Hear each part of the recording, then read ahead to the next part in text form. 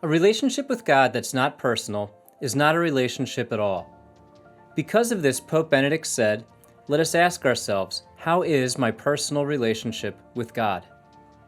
Whether you have a personal relationship with God or not, you're invited to hear everyday Catholics share their stories of welcoming God personally and the difference it has made in their lives. Everyday Catholics are saying a personal yes to God. Listen to their stories and accept the invitation to say a deeper, more personal yes to God yourself.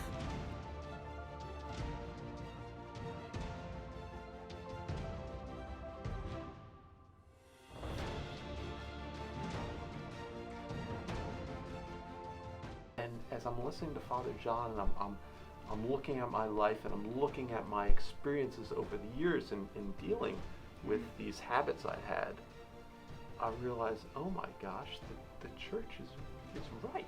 Wow. And so that could be an extremely powerful moment, like academically for me, like, wow, this is really right teaching. Right. And it's not popular, but That's right. it's right. It's what I should have been doing all along, and I would have caused myself and a whole lot of people much less pain and suffering.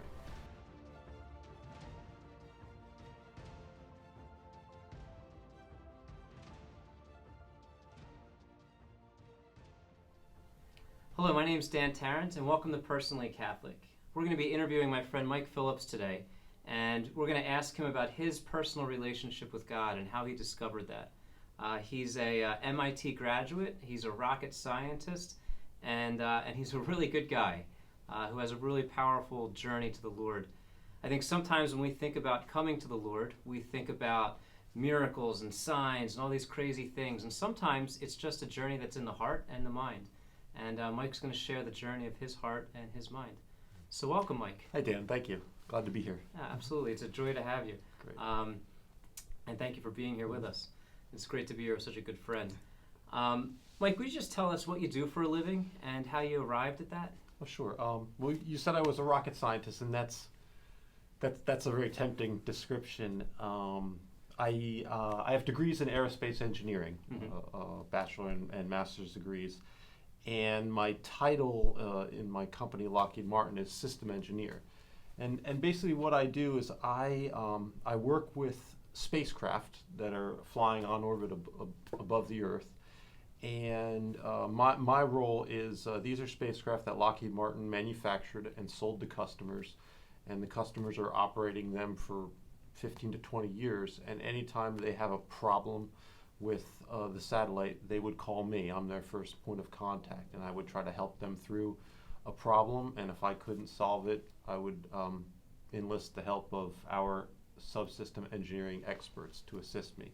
And problems could be very minor, from just a temperature sensor that went faulty to a major problem where you had a fuel leak or an entire solar panel short-circuited and the spacecraft is in danger of losing all power or spinning out of control. So it's a fairly interesting. So how did you get into that? I mean, what was that journey like? How did you say, I think I'm going to do this for a living? Well, I had been interested in the space program since I was probably about 8 years old. Took a family trip to Kennedy Space Center. And it was just one of those light bulb turned on moments touring the Kennedy Space Center. This was 1979, so it was before the space shuttle started launching, but the experimental shuttle, the Enterprise, was down there at the Cape, and you could see it, along the tour.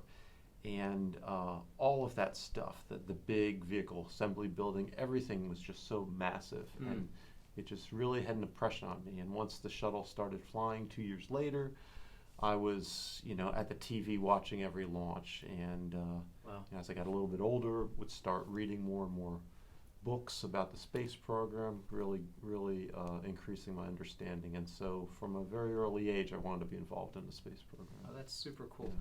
So I assume you had to go to college for that.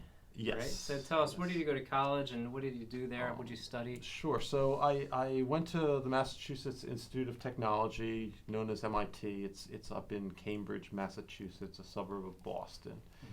And I knew MIT well because my older brother, he's 7 years my senior, Robert, he went to MIT as well. Okay. He's a computer science major, but I knew that was a world-class place to go from my older brother. And MIT happens to have a very good engineering program, particularly for aerospace engineering. So when I was accepted and fell in love with Boston on the initial tour, it was a done deal. Yeah. I thought of going to MIT, but I just didn't feel it was academically rigorous enough for me. Right. So I went elsewhere. But enough about me. So you go to MIT, and you're around some really smart people, right? Mm-hmm. And so at this time in your life, where was your relationship with God at? Where were you at with God at that kind of early stage? It was non-existent. You know, I grew up from a very early age. We were going to church, to a Ukrainian Orthodox church. You know, my mom's faith tradition.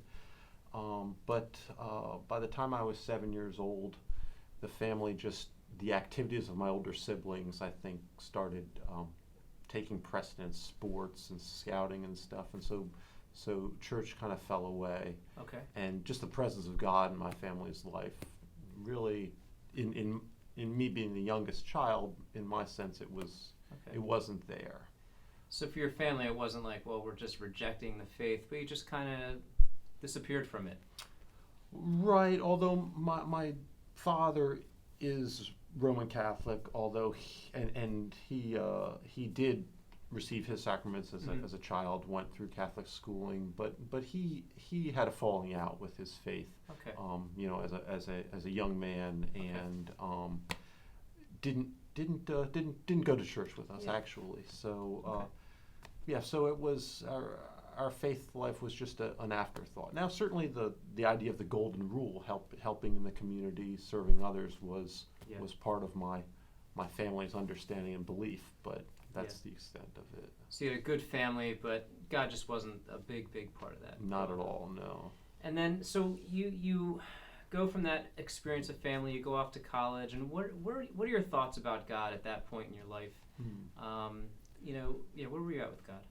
Well, so God, my impression of God by that point was just what the culture I was drinking and was telling me, and as you know, I was listening to rock and roll music, watching MTV, the latest Hollywood stuff, and God's just not portrayed very well, and God's disciples, Christians, are not portrayed very well in that type of media, and so that certainly rubbed off on me to the point where I was of the idea, those Christians, they are just so judgmental, and God appears to be this dictator, this authoritarian rule maker, and so that was basically my attitude.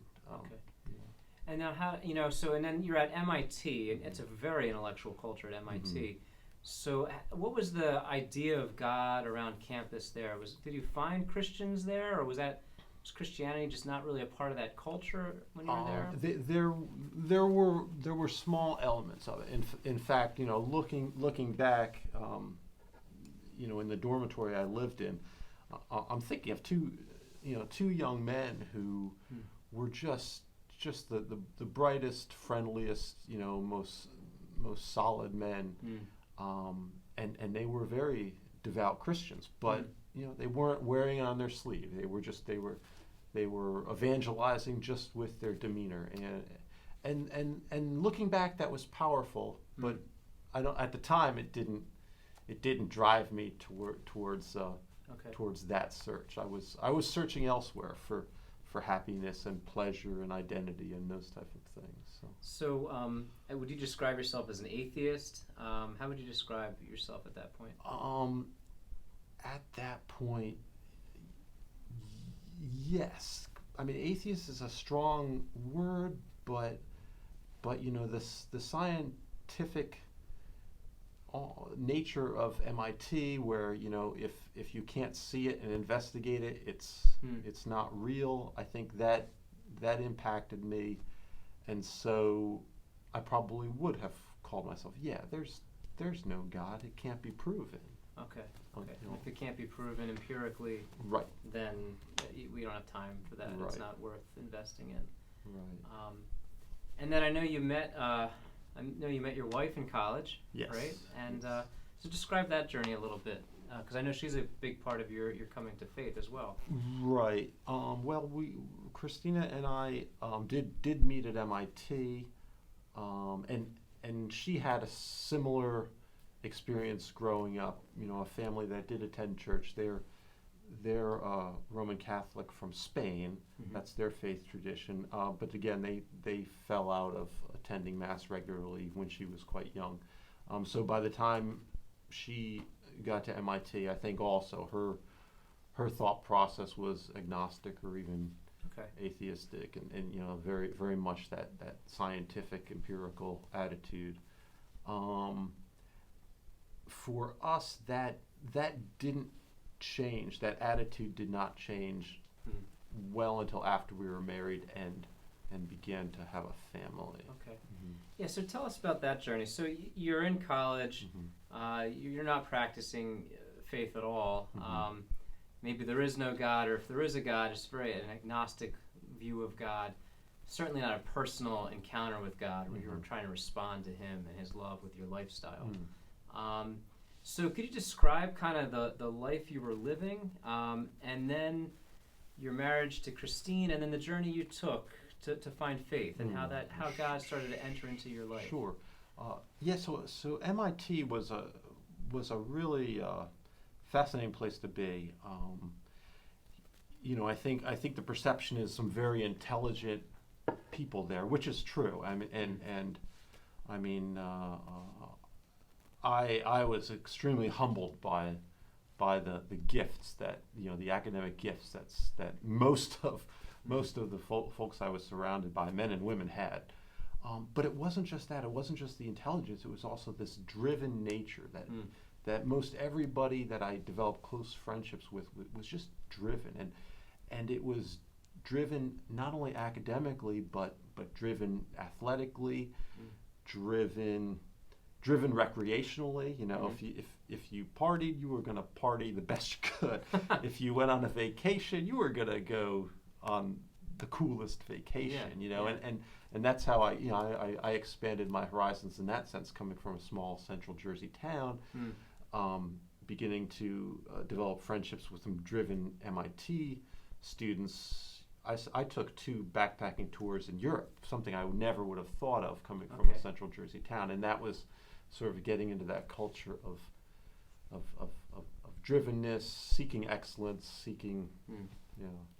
And so how did you stumble into God from that culture? That was, that was much later on. I continued that type of driven nature after graduating MIT with my degrees. I got into the workforce. My first job was in Los Angeles.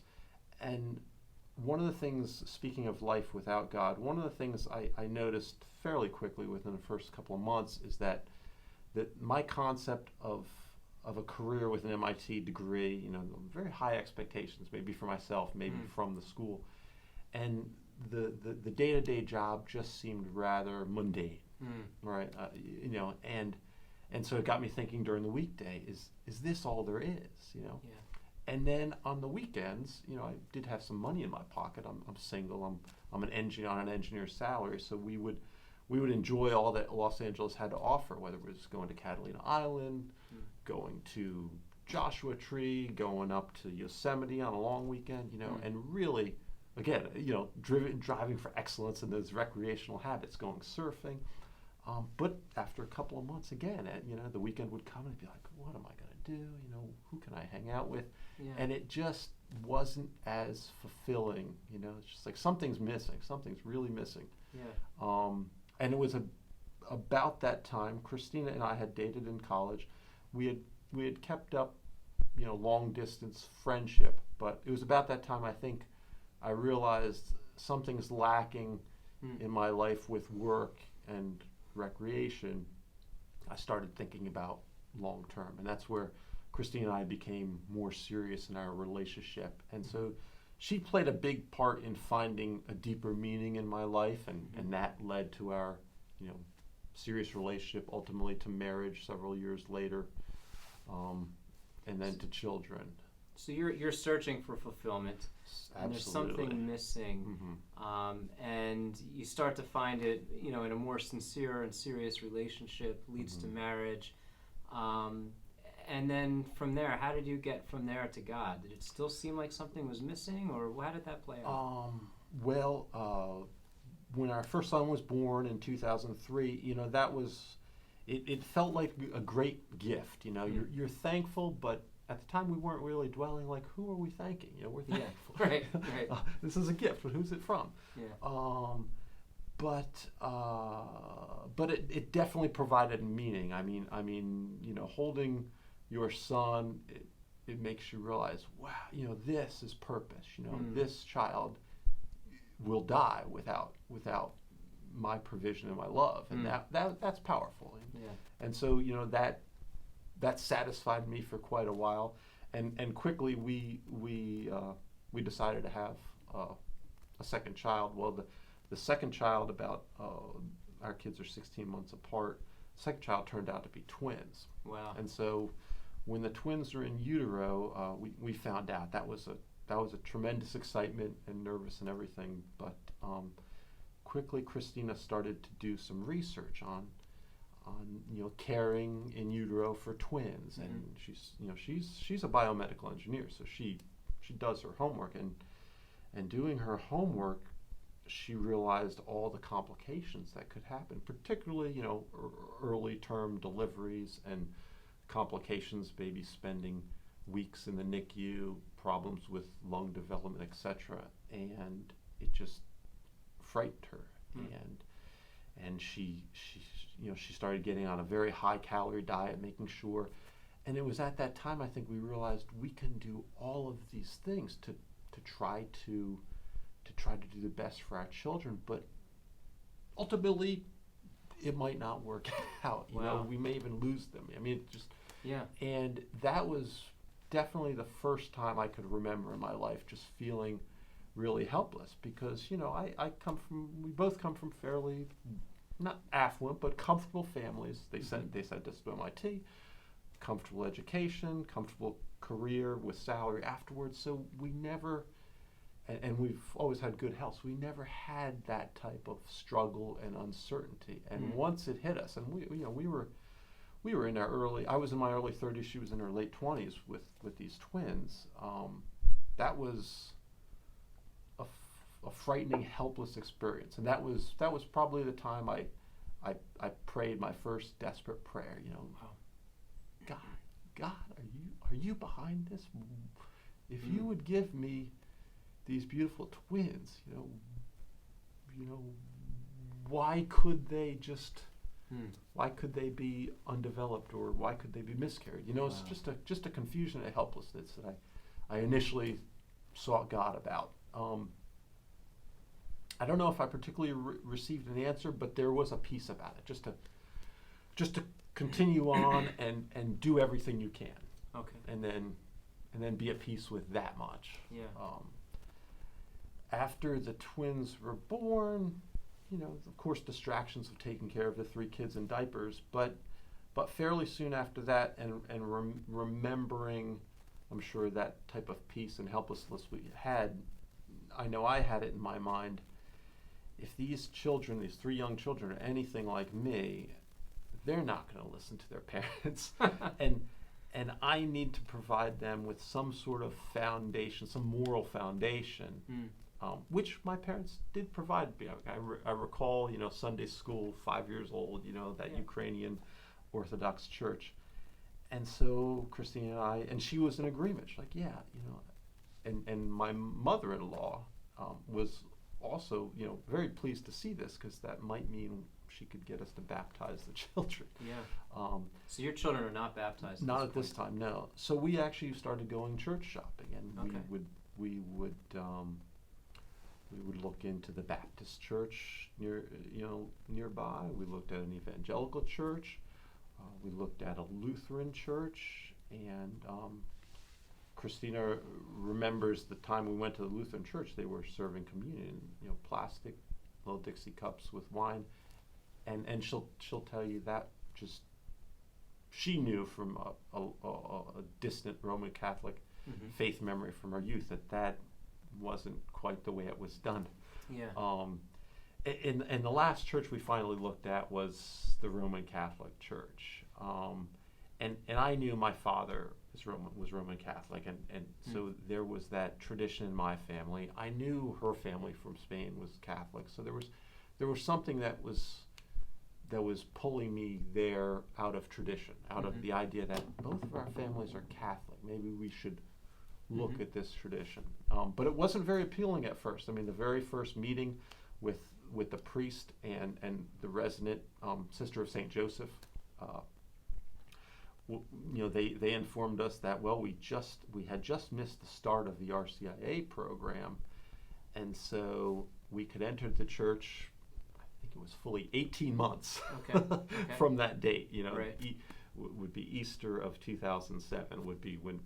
Okay. And I remember thinking, 18 months. Yeah. The Baptist down the street will take me today. You're ready, yeah. So you're on this journey. You're finding the need for God, the relevance of God, that there are some things in life that are bigger than you, and so maybe you need the help from somebody bigger than you. Right. You kind of meander back to the Catholic Church. It's not thrilling at first, and I know you eventually found your home in the Catholic Church. Can you describe that light bulb moment, or was it like an extended moment? Like, when did you say, wow, this is my home, and this is where I need to go from here? I mean, I think throughout RCIA, it was just a very gradual process. Okay. And I think Christina and my hearts and our minds were open just enough to be fed spoonfuls of church tradition and history and theology.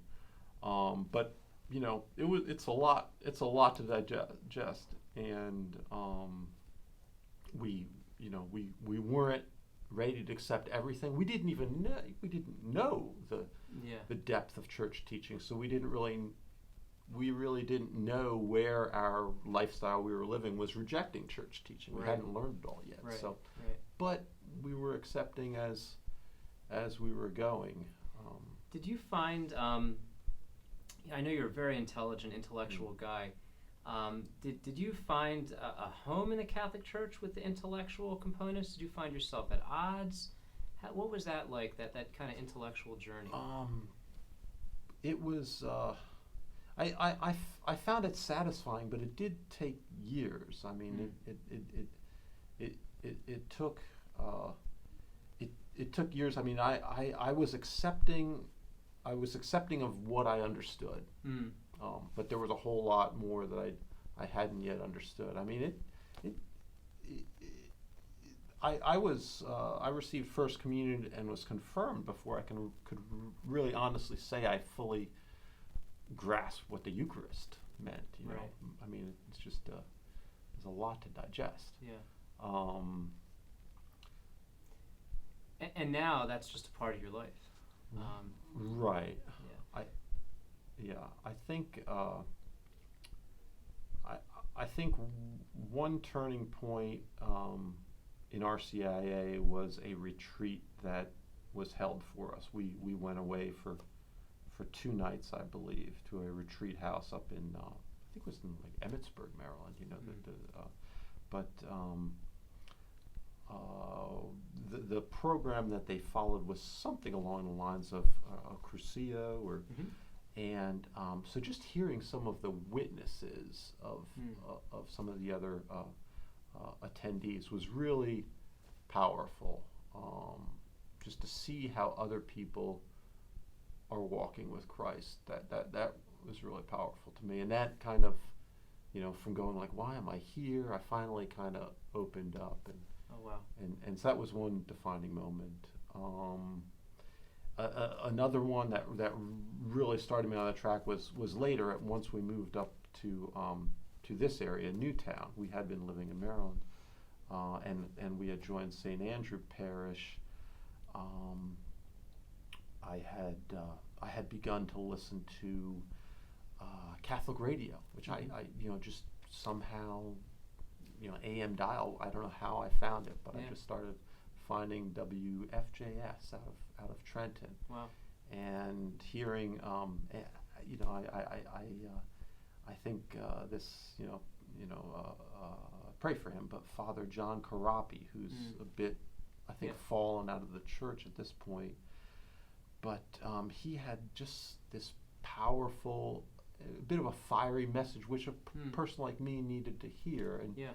And in particular, he was commenting on how sin is a form of slavery, and I'd never thought about it that way, but at that point I was ready to respond to that, and saw where some of the habits in my life actually were sinful, and hey, in fact, they were a form of slavery. They had me bound, and I think realizing that made me open my eyes to much more, that wow, the church teaches about some of these sins, and I'm dancing around this issue, but these are sexual sins. And the culture that I had really been swimming in, makes fun of the church for these teachings. And as I'm listening to Father John, and I'm looking at my life, and I'm looking at my experiences over the years in dealing with these habits I'd had, I realized, oh my gosh, the church is right. Wow. And so that could be an extremely powerful moment, like academically for me, like, wow, this is really right teaching. Right. And it's not popular, but it's right. It's right. It's what I should have been doing all along, and I would have caused myself and a whole lot of people much less pain and suffering. And so Mike, the MIT graduate, eventually just hears Catholic teaching, and it's a long journey, and eventually you come to the point where you just say, this is correct. Right, and it was a matter of not just the teaching being sound, but also it matched my own personal experience. Right. And that was... wow, and so all of a sudden, this God idea that's out there is a part of your life. You see the immediate impact and relevance of this relationship with this God. If you were to go back in time and give advice to yourself, back when you were a younger man, before you found God, what would you say?